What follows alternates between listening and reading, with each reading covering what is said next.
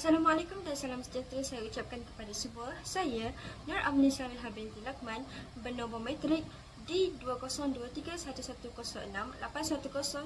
Hari ini saya akan membentangkan tentang risk factor of children untuk bahagian saya.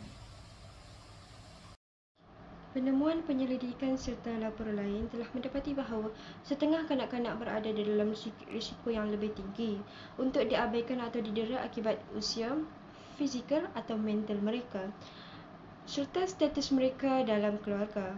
Kategori kanak-kanak yang telah dikenal pasti mempunyai risiko yang lebih tinggi daripada biasa untuk disalahgunakan atau diabaikan, termasuk yang berikut. Antaranya adalah kanak-kanak yang sangat muda. Sebahagian besar kanak-kanak di bawah umur 1 tahun didera daripada kanak-kanak yang termasuk dalam kumpulan umur lain.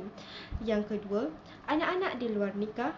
Yang ketiga, kanak-kanak yang mempunyai kecacatan fizikal atau mental. Yang keempat, kanak-kanak yang mengalami gangguan personaliti seperti sosiopati. Yang kelima, anak-anak yang merupakan keturunan daripada pasangan terdahulu sama ada ibu atau bapa. Dan yang keenam, kanak-kanak di penempatan di luar rumah. Pengenalpastian kategori kanak-kanak yang lebih cenderung ke arah didera atau diabaikan tidak menunjukkan bahawa majoriti besar kanak-kanak ini sebenarnya akan terancam. Dalam kebanyakan keadaan, sebaliknya adalah benar. Contohnya, Kesihatan dan Laporan Penganiayaan Kanak-kanak Perkhidmatan Manusia 2017, Jabatan Kesihatan AS dan Perkhidmatan Manusia 2018 mendedahkan bahawa kurang daripada 1/4 daripada kanak-kanak di bawah umur 2 tahun telah dianiaya. Mereka yang berada di penempatan di luar rumah seperti jagaan angkat, rumah kumpulan atau pusat pemulihan semasa berada dalam keadaan di mana secara fizikal atau didera secara psikologi oleh penduduk lain atau seorang kaki tangan mungkin berlaku, yang sebahagian besar kanak-kanak ini tidak dianiaya. Bayi terdedah kepada beberapa sebab. Kanak-kanak yang didera berisiko untuk menjadi delinquents kerana mereka mungkin mengalaminya dalam membangunkan cara untuk menghadapi penderaan ataupun pandangan hidup yang menyimpang yang membawa mereka terhadap tingkah laku delinquents. Mauzukitis 1984 mengenal pasti dua kumpulan berbeza belia yang telah didera atau diabaikan sejak bayi dan awal kanak-kanak, dan mereka yang penderaannya bermula apabila mereka mencapai akhir balik.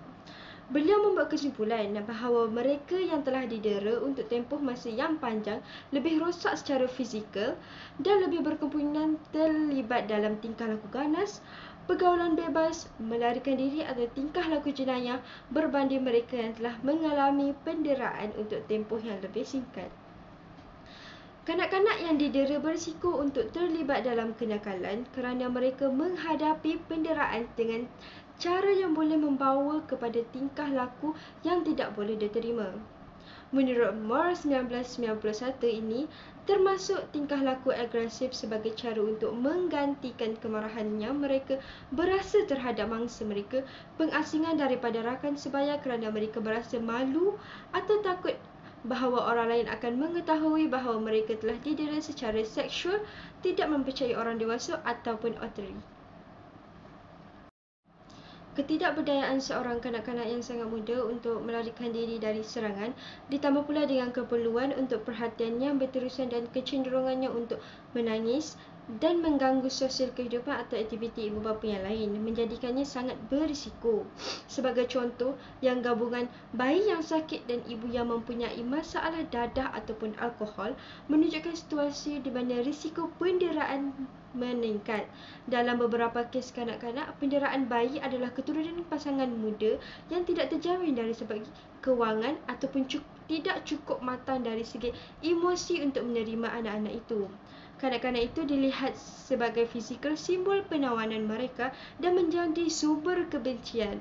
Sikap ini terhadap kanak-kanak itu mungkin berterusan sepanjang hayat kanak-kanak itu, membantu menjelaskan mengapa dalam setengah keluarga salah seorang daripada kanak-kanak adalah objek penganiayaan. Manakala kanak-kanak lain melakukannya tidak menerima penderaan, biasanya psikologi. Anak yang menjadi anak tiri kepada perkahwinan kemudiannya berisiko dianiaya sama ada oleh ibu bapa tiri atau anak-anak lain dalam keluarga tersebut. Bayi peramatan cacat fizikal atau sakit juga menghadapi risiko dianiaya kerana mereka memerlukan lebih daripada jumlah perhatian yang mampu dan sanggup diberikan oleh ibu bapa mereka. Tidak dinafikan bahawa beberapa kanak-kanak mempunyai ciri-ciri personaliti dan tingkah laku yang menjadikan mereka khusus sukar dikendalikan. Ibu bapa yang mungkin mampu menjaga dan mendisiplin dengan sempurna kanak-kanak biasa boleh ditolak ke tepi jurang dengan sentiasa perlu meletakkan kanak-kanak hyperaktif, pemarah yang kurang tidur atau yang sentiasa masuk ke dalam kerosakan. Insiden penderaan kanak-kanak yang melibatkan kanak-kanak sebegini cenderung terpencil contoh tindak balas yang terlalu teruk oleh ibu bapa, bukannya sesuai dengan corak penyalahgunaan dan pengabaian. Apabila kanak-kanak tunggal menjadi objek penganiayaan, ia mungkin tidak berkaitan dengan apa-apa ciri atau sifat kanak-kanak tetapi lebih kepada masalah pendera. Sebagai contoh, kanak-kanak yang didera mungkin mempunyai persamaan fizikal yang ketara dengan bekas suami atau kekasih, ibu bapa yang dihina atau saudara lain, atau bahkan kepada pendera yang melihat ciri-ciri terburuknya yang dipersonifikasikan kepada kanak-kanak itu. Kanak-kanak yang merasakan bahawa mereka tidak disenangi atau dimarahi mungkin akan berterusan dalam kemarahan dan kemarahan ibu bapa mereka. Walaupun mereka dihukum atau didera kerana mereka menganggap aktiviti itu sebagai kaedah mendapat perhatian ibu bapa. Itu saja daripada saya. Sekian, terima kasih.